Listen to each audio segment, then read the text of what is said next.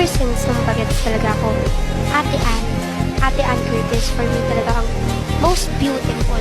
Gusto ko pa makawork si Ate Ann. Bakit si Anne siyang Siya nga. favorite mo siya? Why? Sobrang ganda niya. Sino naman sa mga kapamilya stars kang pinaka nagagandahan? Siyempre, Miss Ann Curtis. Okay. Sobra number one. Name 3 artists na gusto niyang makatrabaho. Si Anne? Anne Curtis.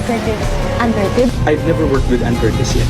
And I would love to work with her in a project, maybe a movie or a series. Kasi alam naman natin before when I was starting, na naging crush ko po si Miss Ann Curtis. Is there any international celebrity that you would like to collaborate with? Actually, I want to work with Filipino celebrity. Yung makatrabaho, number 1 talaga, Ann Curtis.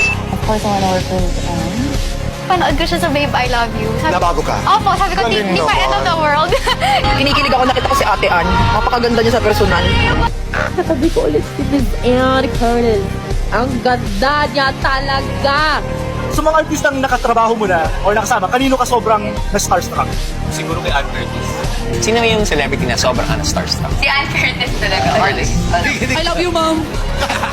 Kaya naman ako! Nasa starstruck ka naman ako sa...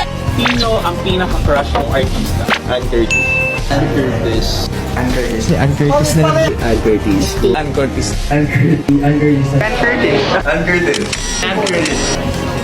Ann Curtis, napaka-timeless mo. You're one of those people na even if you've been in the industry for so long, you can pull off anything. Isa ka sa mga pinakaswerteng tao na hindi mo kinakailangan may patunayan at gawin dahil mahal ka nila agad. Ang dali-dali mong mahalin, ang dali-dali mong gustuhin.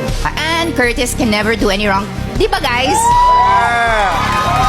Aking first runner-up pagdating sa pagandahan. Ang Diyosa at It's Showtime host, Miss Ann Curtis.